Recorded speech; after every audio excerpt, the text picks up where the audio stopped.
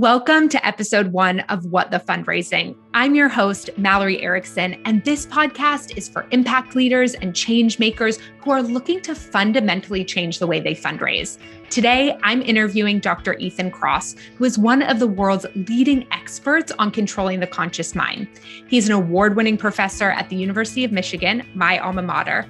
And the truly amazing thing about him is how he utilizes and implements his research on how the conversations people have with themselves impact their health, performance, decisions, and relationships. And today we're talking about fundraising. He recently wrote his first book, Chatter, The Voice in Our Head, Why It Matters and How to Harness It. And I literally devoured it in 24 hours. And as soon as I finished it, I messaged him on Instagram and I said, this book can change fundraising forever. It's what inspired me to start the podcast, which is why he is with me for episode 1. I am so thrilled and honored that he said yes. Because what I believe to be a fundamental truth is that the solutions we desperately seek as nonprofit leaders and fundraisers exist, but they exist outside of the sector and they exist in uncommon places. When I read Chatter, I had this deep feeling that if every fundraiser could control the chatter, control the negative narrative in their head that leads to paralysis, that things would change, that the way we ask for money would change, that more money would move into the sector, that we would be able to solve the biggest problems of our time, and that fundraisers, that you would feel empowered and confident in the work you do, in the way that you deserve to feel every single day. So here we go. Episode 1, we are going right to the heart of the matter.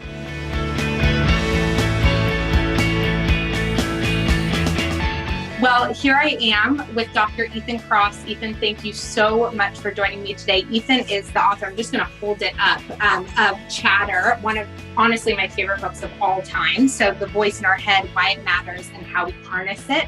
And I'm so excited to talk with you about it today and talk a little bit about how we can apply your learning through the lens of a fundraiser or a nonprofit leader who often, learn kind of personal or professional development tools, but don't integrate them into the ways they show up as fundraisers. So thank you.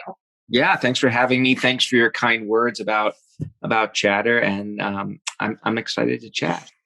Well, you know that I've been thinking about doing this podcast for a long time. And then I read your book in 24 hours. I literally couldn't put it down. And I messaged you right away. And I was like, I have to launch this podcast with you and with this book, because it just resonated so strongly with me. And I also just want to give it one more praise. I mean, everyone should be buying it right now. But the other thing I just want to say is just what an easy read it is, and how hard that must have been to take complicated scientific studies and make it just so digestible, and the storytelling. So I just cannot imagine kind of the labor of love that went into it, and just want to appreciate that. I thank you for saying it, and I would invite you to not imagine it, because it was not a fun enterprise. It wasn't all misery, doom and gloom, but it was a lot of work. So it's just it's wonderful to know that the message is landing, and the intent of the book, which really was to take science and make it meaningful for other people and not get hung up on the terms and the jargon. I think it's so easy to lose sight of the big picture when we start using complicated concepts and terms, and we don't have to do that. So thank you. Yeah. Oh, my pleasure. So tell us, I know a little bit about sort of your background and what brought you to, this moment, but just for all of our listeners who are getting to know you for the first time, will you share a little bit about your journey here? Sure. So I got interested in this. I've been doing research on introspection, turning our attention inward to make sense of our problems, using the voice in our head to do that. I've been doing that formally for about 20 years, but I've been thinking about that for much longer, more like 35, 36 years. Because when I was a little kid, my dad used to continually tell me, whenever anything bad happened, go inside, try to find a solution to your problem, introspect, and then move on. And that advice served me really well throughout my childhood and adolescence. Bad things happen, nothing crazy, but, rejected, arguments, things like that. And I'd turn my attention inward to problem solve, and that'd be it. I'd move on. And so this was a skill that always served me really well. And then I got to college, I took my first psych class, and we started getting to the topic of introspection about halfway through the semester. What I realized is that a lot of people do exactly what my dad told me to do, but they don't always benefit from it. In fact, this is what makes life miserable for many people. That is, they turn their attention inward, and rather than coming up with solutions for their problems, they end up worrying and ruminating and catastrophizing, getting lost in thought in the most harmful ways. And so I got really interested in why it is that sometimes introspection can be this amazing tool going inside, right? Can help us solve problems, be creative, control ourselves, so forth and so on. But at other times, it can make life pretty miserable. And so I went to graduate school to figure out how to use science to try to figure out the answers to that puzzle. And I've been doing science on the topic ever since. And the book Chatter tells what I've learned during those intervening 20 years about this. Mm. So is chatter only the kind of negative thoughts, or when you use the word chatter, are you using it to describe both what people are, having success with that internal dialogue and challenges? Or tell me about that. Yeah, it's a great question, and really important, I think, to clarify. So if we step back, when I use the term voice in our head or inner voice, what I'm referring to is our ability to use language silently to reflect on our life or do lots of different things.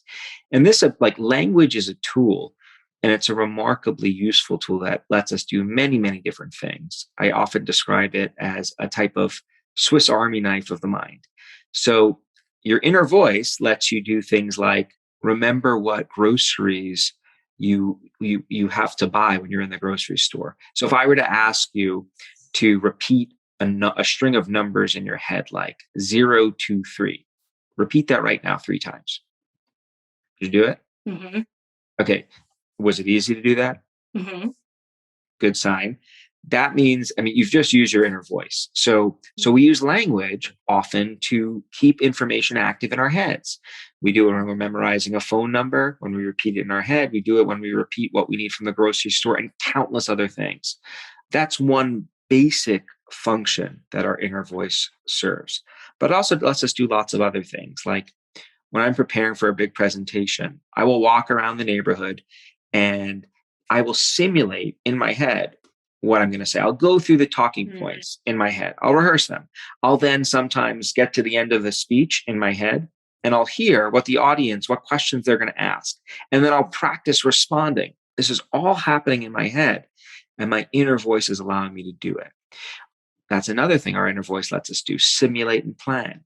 It also lets us control ourselves. Like when we're working on a really difficult puzzle, which for me nowadays is figuring out how to put together toys for my kids with like instructions that come in a 4-point font. How the heck do I do this? Okay, hold this piece here and then screw this here. I literally coach myself through it.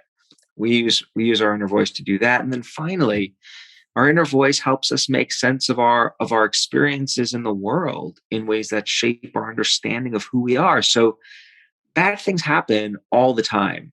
We get rejected, people we love die, get sick.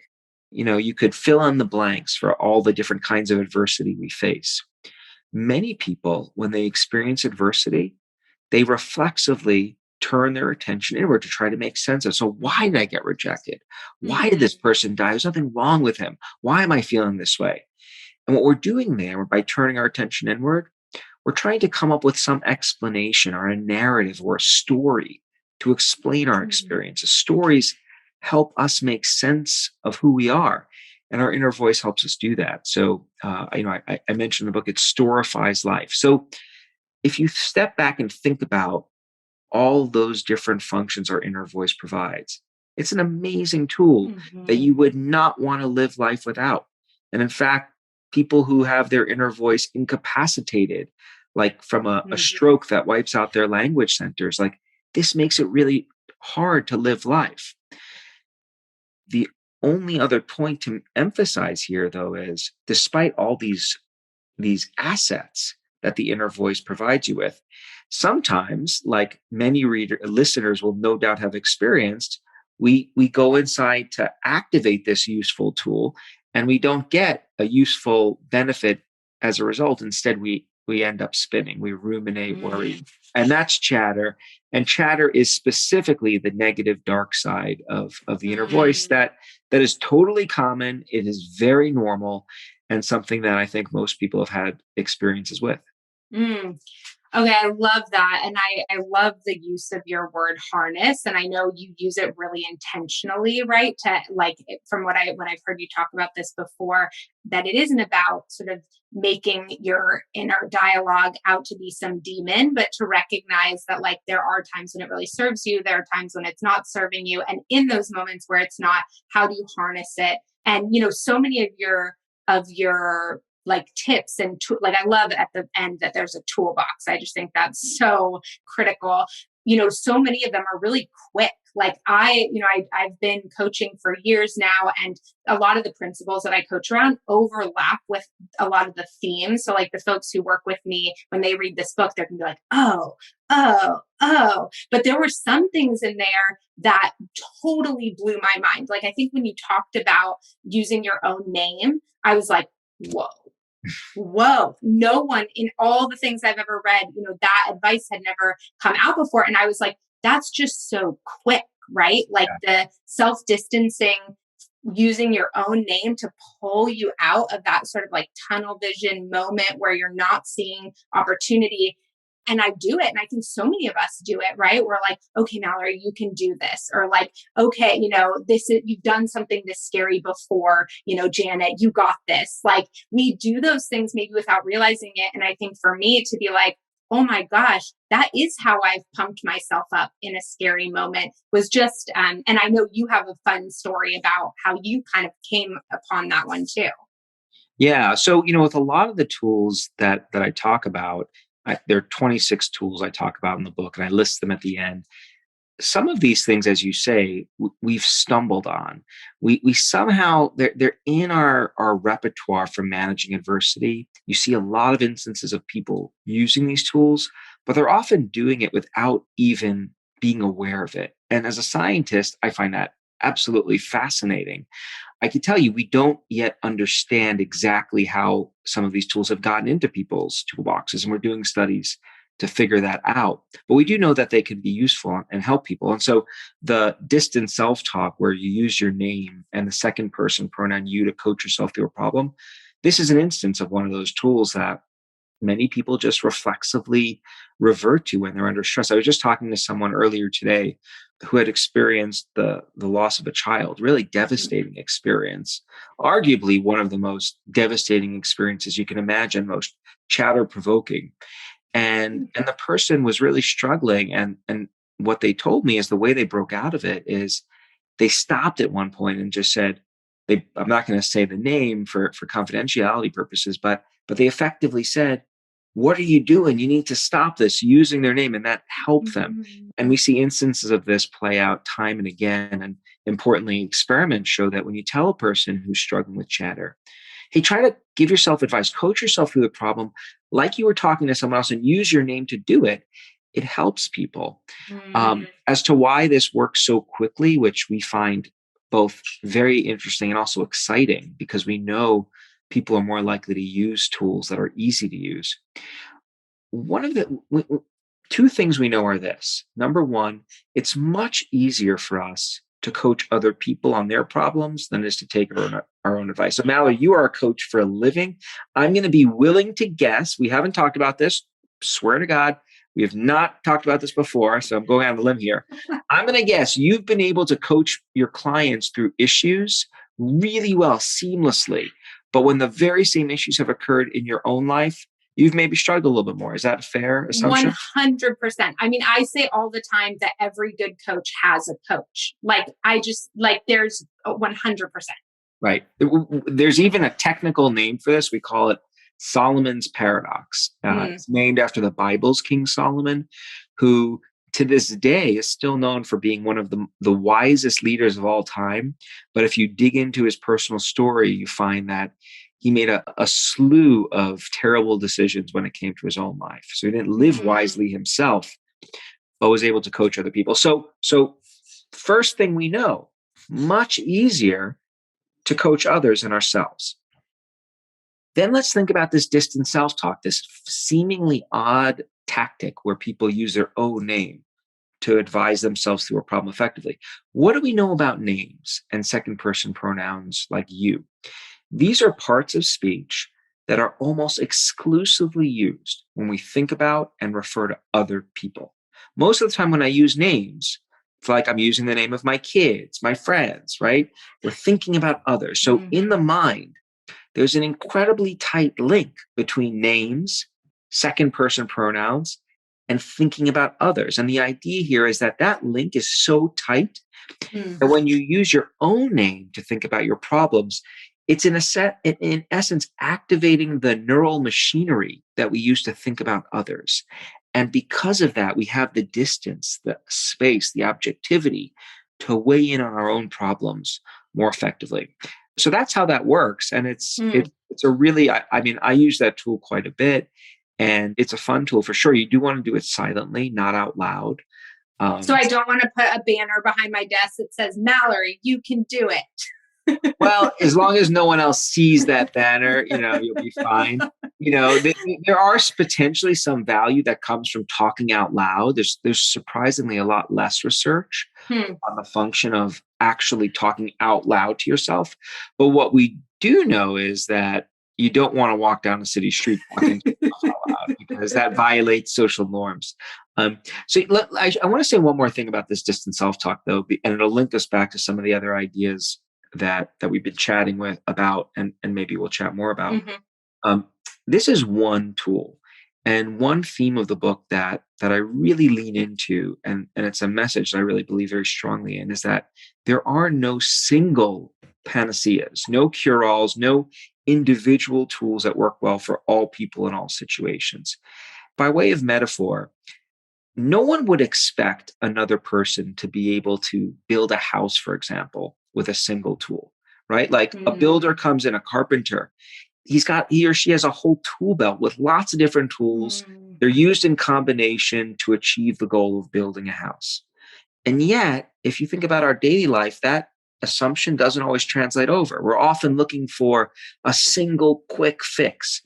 And, studying this for over 20 years, I can tell you I have not come across any single quick fixes. What we do know, though, are that there are lots and lots of different tools. And the idea is that using some of these tools in combinations can be really helpful. And it may be different combinations or cocktails, non-alcoholic cocktails that different people may benefit from. I really love that. And I love that theme in the book too. And it reminds me, my sister recently had a baby, and her and I were talking, and she was like, well, she used to like this thing, this chair, and now she doesn't. And now she likes this thing. And I said to her, I was like, the reality of early, like infant babies is that you just kind of move them from thing to thing, and you see what works in that moment and what doesn't. And they might have loved the boppy yesterday, and tomorrow they love the DockATot. And it's just about I was like, that's why there's so many baby things, because you're kind of finding what fits that moment. And so as you were talking about that, I was like, that's another kind of metaphor. And I think is really empowering, to be like, look, you try this one thing, it doesn't work. You have so many other things to go to, I'm curious, like, what do you see in terms of I like that thinking about the tool belt. Another visualization I have a lot is around like muscle building, right? Like I sort of talk about how, with things like chatter that maybe happen in a really like high profile situation. A fundraiser is like shamed at a board meeting, for example, for not closing a certain grant, right? The chatter that comes from that is so intense, right? The self-doubt, the language, the deep beliefs that it's triggering around them not being good enough. And so one of the things when I start to work with them around the narratives and sort of controlling the language in their head is like, yes, like that's going to be a really hard situation to start using some of these strategies with. But as you start to incorporate them into maybe lower stakes situations throughout your life, they then become more kind of accessible and available, or you even think about them more than when there are these bigger situations. What do you think about that? Well, I think it's interesting. And, like in our own lab, we've done a lot of research taking some of these tools. We first study them in, let's say, medium intensity of situations. And then once we get a sense of how they work, we typically then try to amp up the volume even further. And we do that in a few ways. Sometimes we make the stressor like more intense. So we make those boardroom people that you're talking about like really intimidating, really nasty. Or sometimes we just bring into the lab people who are predisposed to experience chatter. So we all vary in our tendency to experience this, and some are more prone to it than others. And what we tend to find is that many of the strategies in the book, not all of them, but a lot of them, they work as well, but sometimes they're even more effective in the high intensity situations. And which is somewhat like that going into that work like years ago, that was not obvious that that would happen. And my interpretation of that is that you might call it like the Tylenol effect. So if you take Tylenol and you don't have a fever, it's not going to move your temperature at all. But as your fever goes up, there's more room for the Tylenol to bring down your fever, right? So there's more signal to play with. And I think that is true of how some of these strategies work as well. If you're not really experiencing chatter, if you're not truly distressed, there's not a whole lot of work for these strategies to do. Like right now, thank goodness I don't know why I'm doing this, but I'm doing it anyway. I'm not filled with chatter at the moment, right? And so, Ethan, how are you going to manage this? Well, I got nothing to manage, so it doesn't do it. But if I'm really struggling, then there could be room for it. So to bring it back to the question of like try it here versus and then build it up, I would say just try using these strategies, how they work, and start self-experimenting, because the beauty is the commitment that is needed to try is so low because most of the tools are so simple to use. Just give it a shot. It's not like you're committing to like 3 months of therapy or anything. Yeah, you know what? That is such a good point. Like, I think that's another reason why I love this book so much is that the tools were just like right there at your fingertips, right? Like everyone can use their name and, you.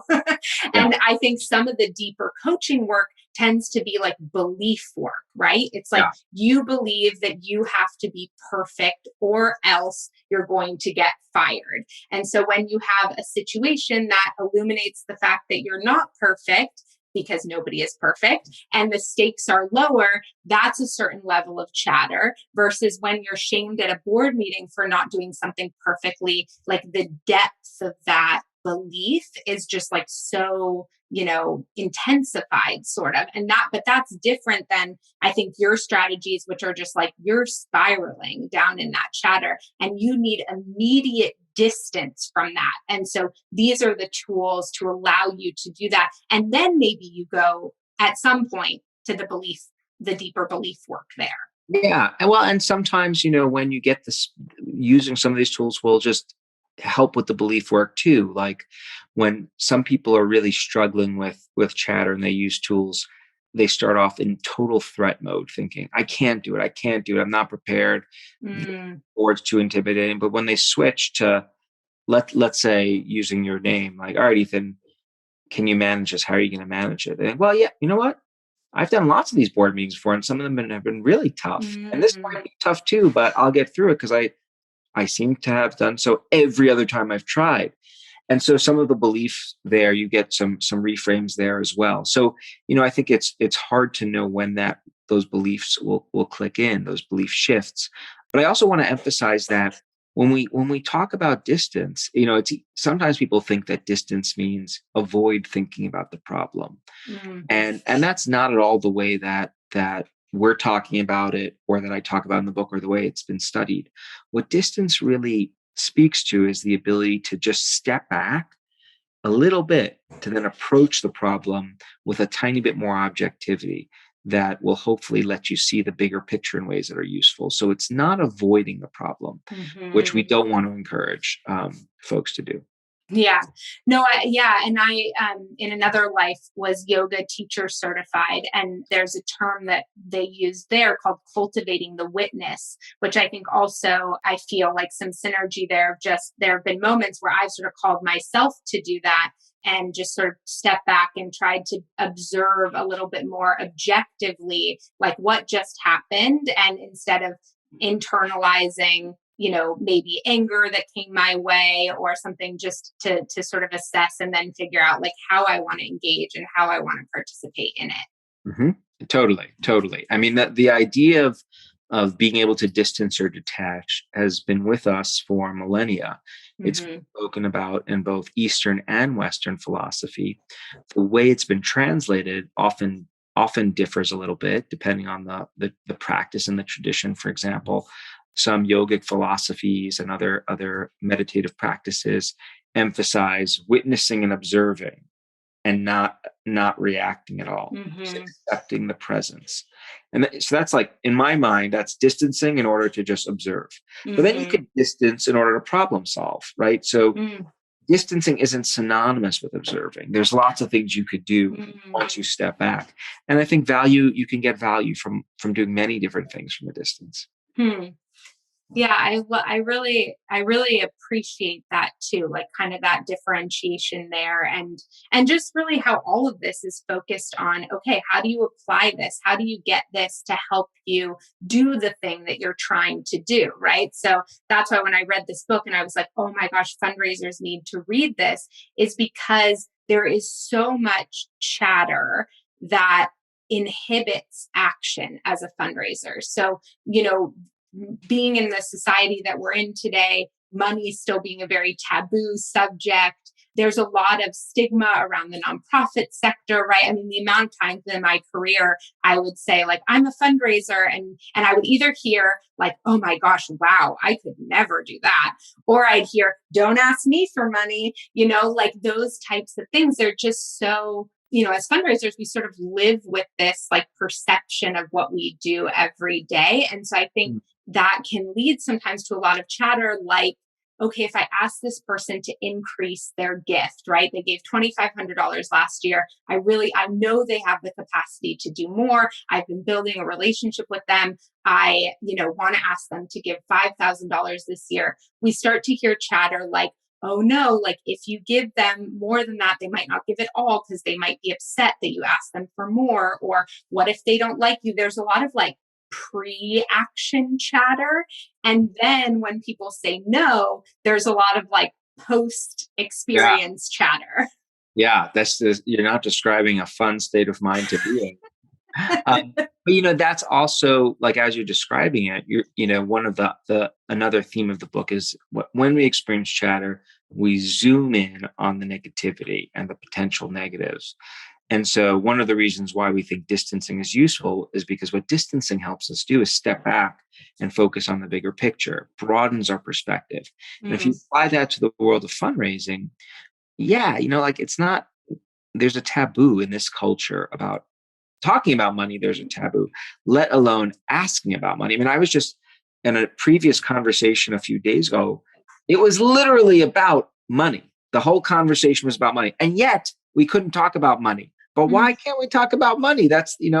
And so, there's a very strong taboo. And if that's your whole work life centers on that, that can be troubling. But going broad, I think, in the nonprofit fundraising space can be really helpful because why are you asking people for money? Well, it's to support these great nonprofits who have these wonderful, goals to do X, Y, and Z. And guess what? If they don't have money, they can't do what they need to do. It's not unlike a physician. Like physicians are tasked with saving lives. Mm-hmm. If physicians don't charge for their services, they can't do what they need to do. Same thing goes for basic science. Like if we don't have grants, like I'm applying for money all the time because I need it to run my lab. We don't have money to do that. We can't do the science. So for better or worse, money is something that allows great things to happen. So what I've done here is I've mushroomed out. I've gone away from this tunnel vision. Oh my God, what are they going to think about me? If I ask them for more money, they're going to think I'm Weasley, and all the associates that come up. And instead, I'm now bigger picture. What's the goal? Mm-hmm. What's the mission? What's the purpose? And then it becomes a lot easier, I think, to have the kinds of difficult conversations that you're describing. Mm-hmm.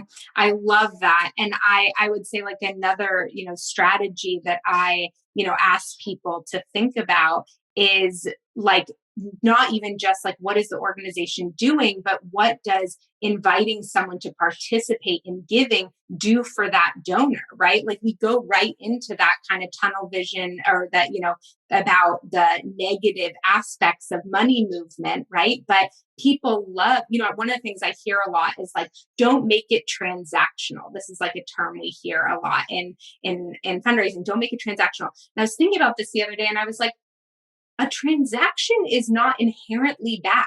Mm. People buy a house. That is a wonderful transaction. People buy a car. So people love that transaction. So what are the beliefs? What's the chatter around, like sort of giving to nonprofits being transactional? And how can we start to sort of address that to recognize actually it's a really amazing opportunity for someone to get to change the world in the way they want to change it. How cool is that? Yeah. And so if we can start to pull back into some of those narratives, then, we're going to show up totally different.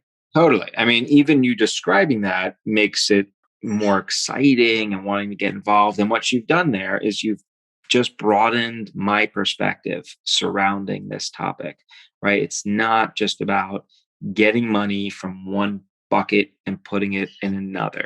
It's about change. And it's not, this is not distortive in any way, this narrative. And I think that's another important thing to emphasize to listeners. Like, what these distancing tools and perspective broadening tools, they're not leading you to inauthentically live life, to come up with these false narratives that explain your existence. Instead, these narratives are often reflective of reality. It's just we're not focusing on the bigger picture often because we're so zoomed in on the potential threat. I love that. And I think what you're also sort of talking about is that oftentimes the chatter that we've developed or that is happening is based on like a false assumption that we're making, even, right? Like we're sort of telling this story that, making an ask is like we're guilting someone into doing something they don't want to do. We've like made up this whole narrative around the interaction that then is leading to this sort of like false chatter. Well, I mean, we do know that, and this is something that is important for listeners to remind themselves of. There's a lot of evidence suggesting that bad is stronger than good. So losses loom larger than gains. Basically, what that all means is that we are predisposed to overfocus on the negative side of things as compared to the positive. And so when you talk about like the false narrative, it's all a matter, I think, of degree and what we choose to focus on. And what we choose to focus on has implications for the narratives we create. And recognizing that in general, we choose to overfocus on the negative stuff. And so, pulling back a tiny bit can be really useful for correcting that. I really like what you're saying about our predisposition to focus on something negative. And that kind of goes back to something you were saying before, which is when you were using that distant self-talk to say, you've done this before. You've done this before and it's been incredibly successful. Like that's what's a little bit mind-boggling to me about fundraisers, right? Is like they have been fundraising successfully, most of them for many, many years. But successful fundraising inherently involves rejection. It's a numbers game, right? So it's like not everyone is going to be aligned with you. That's okay. Like, right? It's about finding the right funders for your organization who want to make the change that you are trying to make. And the process of fundraising is just figuring out who those people are, right? But there is so much focus on kind of the constant rejection as opposed to the fact that, hey, you just raised like $3.5 million last year. Like, why don't you think you can do it again? Yeah, exactly. Well, and the reason why is, I mean, it's often a matter of perspective. We're so zoomed in on the potential threat of rejection, we're not thinking about that bigger picture. Mm-hmm. And so once you know how to zoom out, like you can get shifts pretty quickly. Like just last week, I had to give a presentation. It was a pretty big deal presentation, and not everything was going right about it. Like the organizers initially wanted me to tape record it, and I sent them the tape recording, and they're like, well, it's not, the lighting's not good. And then I do it again, and then it got cut off. They're like, well, just do it live, and blah blah blah. And I started to get a little bit filled with chatter, and then Ethan, you've literally done hundreds and hundreds and hundreds of these, and Ethan, they've never gone bad. Mm-hmm. And once that broadening of perspective set in, it was easy. So Mm-hmm. so that's really what we're talking about. But then again, this is just one tool we're talking about amidst lots of ways of doing this. And so I think that's the other thing. And we're not, there's no way we're gonna be able to talk about all these different tools. And we don't need to. They're all in the back of the book. If you go to my website, you can also there's some downloads there. But the beauty is that, like, a magical kind of discovery that I had researching the book was this awareness that tools are all around us. Like they're hidden in plain sight. They're in our minds. They're in our relationships. They're in our physical environments. So they're there, and they're just, they're kind of waiting to be used. It reminded me of, by way of analogy or metaphor, I guess, several years ago, my wife is from South Africa, and we visited her family, and then we took a couple of days in the bush where, like, animals and all sorts of predators that I don't really like. And we spent one day in the bush on a nature walk. And like when I looked, I was like standing super close to the ranger, like super close, probably uncomfortably close, because he had the gun and I wanted to be close. And like, I'm just being very clear. I don't grew up in the city. Lions don't mesh with me very well. But as we're walking, all I see is bleakness and like potential threat, like death. I'm seeing predators in the distance. And this guy instead starts pointing things out. He points to this raggedy looking bush, and he's like, "You see what that is? I don't know, it's like a dead plant." He's like, "That's Charmin. That was like toilet paper if you're in there." Wow. And then he points to another bush, and he's like, "That's, like an antibiotic." And he does this for all these different things. And if you know where to look, you could find tools, resources. And I would argue that the same is true when it comes to chatter. Like if you know where to look for the tools, they're there, and you could avail yourself of them. So the hope is conversations like this, the book, and so forth really help people find those tools. Yeah. Yeah, I totally agree. And I also highlight, and people, I'll make sure have the links to all the things, buying the book, getting the toolkits. But I really like the diversity of tools that you talk about, right? You talk about nature, like getting out in nature and how that is helpful for chatter. Talk about physical touch, appropriate physical touch, which is so interesting. As I was thinking about our conversation today, I started to reflect on that. And I'm not, if you do the love languages thing, like I don't score very high on physical touch. Is like something that I feel like I crave. But what's really, when I was thinking about it last night, I thought about how I have a daughter who's almost 2. And I was thinking about how, like, even on the hardest days, she grabs my hand or sits on my lap, and it's just like, it's gone, like even if I'm spiraling, it's like something about that zooms me way out to the bigger picture, and you talk about, that's another one. I won't go through all of them because you're right, there are too many, but you talk about awe. And I think about in the nonprofit sector, we have the ability to be awe-inspired all the time. And I am, I look at my clients, I look at the organizations I work with, and I am in utter awe in the same way as I am when I travel, and the same way I am when I watch her learn a new word, and recognizing, taking that moment now to be like, wow, like that was awe, involuntary awe, but is also this tool that I need to remember when I am feeling like, man, running my own business as a new mom is not easy, but like where can I sort of pull back and infuse these different tools that do work for me that I have found through that experimentation that you recommend and really build them into my life? Yeah, totally. I mean, you're describing the value of being aware of what the tools are and then using them flexibly. Beginning with affectionate touch that's wanted in both directions. I mean, touch is so interesting because it's such an easy tool to lose sight of, but touch is probably the most primitive tool we use to regulate ourselves. Like the moment a baby is born into this world, what do? We put the baby on the mom's chest, like skin to skin contact. You hold the baby when our kids are in distress, right? Like we console them, we hug them, we give them kisses, and we value touch throughout our lifespan. There's research which shows the simple affection and embrace releases stress fighting chemicals. And of course, it also reminds us of that there's more to life than what we're dealing with. So this is why it's not about one tool.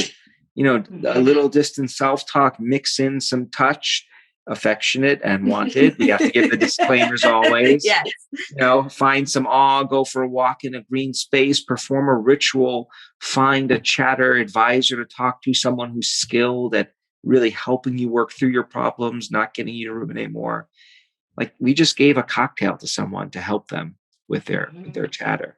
And so the hope is that people learn about this information and then they start doing some self-experimentation to figure out, well, which are the tools that really work best for me, given the unique chatter triggers that I face in my life. There are two questions I'm just dying to ask you. But one is like, do you find, I was talking about how fundraisers have kind of like that pre-event chatter and post-event chatter. Do you find that when people use strategies in kind of their post-event chatter, they're beating themselves up about something that they did and they have success there, that it naturally decreases the pre-event chatter, or is it all pretty disconnected and sort of compartmentalized to the moments that we're in? Well, unfortunately, there's not enough data that, like, you're asking a really great and sophisticated question, which is, does the implementation of different tools following a chatter provoking event buffer you against subsequent bouts of chatter? And we just don't know the answer to that question yet. So I wish I could answer with like a clear-cut answer, but I can't. That's good news. It keeps people like me in business to keep But what we do know, so if you ask me now, not to cite a specific study, but if you're just asking me for my intuitions about what I think is that the better you get at using these tools, the shorter the period of chatter becomes. So you get to nip it in the bud much more quickly. And I do think that has some downstream implications for how potent subsequent episodes of chatter are, because you're getting better at correcting it, at nipping it in the bud right away. So you're shortening the period in which it happens. I don't think we're ever going to rid ourselves of chatter altogether. We can't possibly predict like the range of situations that are going to instigate it, right? Like something can happen that might be devastating to you, right? Like, and it's just unpredictable. And so you would expect a person, when in the face of extreme adversity, to begin to experience chatter. So I don't think we can ever totally buffer ourselves against it, but we can certainly minimize in a significant way the negative effects it has on our lives. Yeah, I love that. And I think that goes back to your point about it's not all bad, right? Like there are important reasons why we hear this chatter. And I tend to think when my chatter is increasing, that it's kind of a good sign. Like I'm leveling up, I figured out how to control the chatter on X, but here's a new thing that I'm doing. And so this is here to like remind me that, when I'm really taking risks and doing something bigger, that I'm going to hear a little bit more of that. And then I'll learn how to control it and I'll use my strategies. And I find with myself, then they go down over time, right? The 10th time I do a webinar, there's way less, or it's much quicker, I guess, to overcome the chatter. But then when I do my first new thing somewhere else, it comes back. And I think, we talked about this a little bit before around like how fundraisers sometimes learn skills or tools like this and they apply it in other areas of their life, but they don't apply it to their fundraising. And I think, what you're really kind of illuminating through the book and this conversation and some of the other talks that you've had is just like how important it is to consistently be trying out different tools in different situations. So if one tool worked for you when it came to chatter around your marriage, right? Like, and it doesn't work for you when you try it immediately preparing for that donor meeting, that means nothing about whether or not you can actually control the chatter around that major donor meeting. It just means like you got to go look in your toolbox because you're trying to build your kid's playhouse with your actual table saw. Exactly. I mean, you've got it exactly right. So A plus 102. I'm back in Michigan and I'm doing great. Got it. But I mean, you said it perfectly.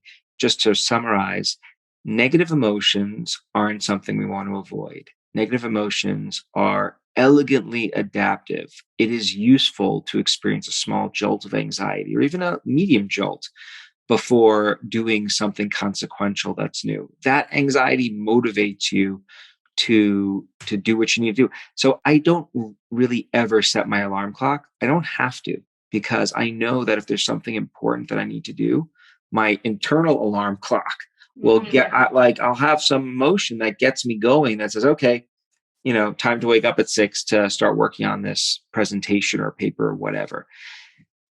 That's okay. And we want to listen to those negative emotions and let them do the good work they're designed to do, which is prepare us appropriately for what we're facing in the world. What we don't want to have happen, of course, is have those negative emotions morph into chronic chatter, which then makes it hard to do what we want to do. Like one of the reasons why chatter is so toxic is it consumes us. So it doesn't leave over any attention for us to focus on the things we need to focus on, our jobs, our presentations, our kids, and so forth. And so we don't want to get rid of the negative side of life. A little bit of negativity is okay, but we want to get rid of the chatter. And then, don't use a saw to do the job of a hammer. And preferably bring both tools to any given situation so that you have the flexibility to figure it out. Because, another way to think about this is you may be presented with a new puzzle, let's say, and you may not know which tool is best for that puzzle. But if you have both or all 6 or all 26, then you can start experimenting to figure out which key fits the lock, so to speak. So I think that just gives people a lot more opportunity to be successful than if they put all their quote unquote money on one tactic.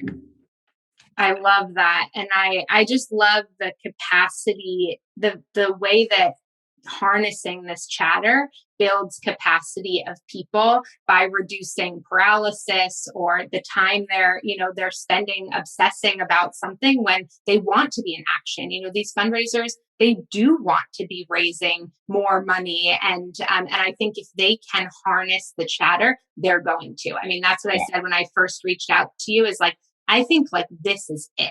People think that the secret to fundraising more is in this next tech tool or in this having a different job, having a different, management system, having a different whatever. I actually think this is it. Like, I think if people can harness the chatter around fundraising, we will see like a revolution in the nonprofit sector. We will see so much more money in this sector, which is not a fixed market. The reality is the nonprofit sector is as big of a market as we can inspire people to be a part of. And so, I'm so grateful for your work and for this book. And I did say that I want to end these episodes with you, giving you a chance to highlight a nonprofit that you really care about and inviting our listeners to go and check them out to just bring this full circle in support of the sector. Well, I couldn't agree with you more. I really do think that solving the chatter problem would have transformational effects. So I hope we can do it. And I value the work you're doing to help make that happen. In terms of a nonprofit that I find really inspiring, I would say Angela Duckworth's The Character Lab, which is a nonprofit that's devoted to taking scientific insights and applying them in schools so that you can give kids effectively a science-driven edge when it comes to their social and emotional lives. Oh, I love that. Okay, everyone go check that out right now. There's so many amazing nonprofits that we don't hear about. And so I love having an extra chance to shine a light on them. So thank you. Thank you so much, Dr. Kross, for joining us today and for helping, launch this podcast with something so meaningful and so transformative. I'm incredibly grateful for you. Well, I'm grateful for all the work you're doing, and I'm honored to help you kick it off. And I will be tuning in to see how things are going and having my fingers crossed. Thank you. All right, friends, do you see why I had to bring on Dr. Kross for episode 1?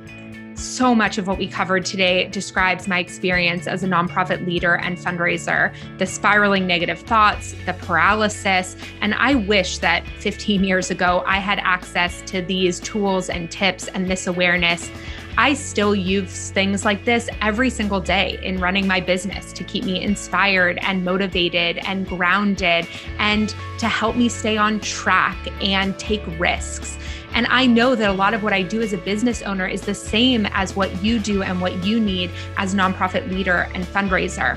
And so I hope you're ready to try these different things. See what you can put in your tool belt, what works for you in different circumstances and situations. There's so much here. And at the back of his book, Chatter, he has an entire toolkit for you to try and take away. And to get all the show notes from today's episode, head on over to malloryerickson.com/podcast. You'll find links there to ethankross.com and be able to order Chatter, which you should do right away. And you'll also find other tools and resources from my 15 years of fundraising. Most importantly, if you're still here with me now, thank you so much for spending this time with us today. I know how busy you are, and the fact that you just spent an hour of your time learning how to fundamentally change the way that you show up and feel as a fundraiser is critically important. I'm so grateful to you and to the entire nonprofit sector for the good, hard work that you do each and every day. My goal is to help you feel more empowered, more confident in the work that you do because it is critically important. So thank you. And if you miss me between episodes, you can go on over to Instagram at whatthefundraising_.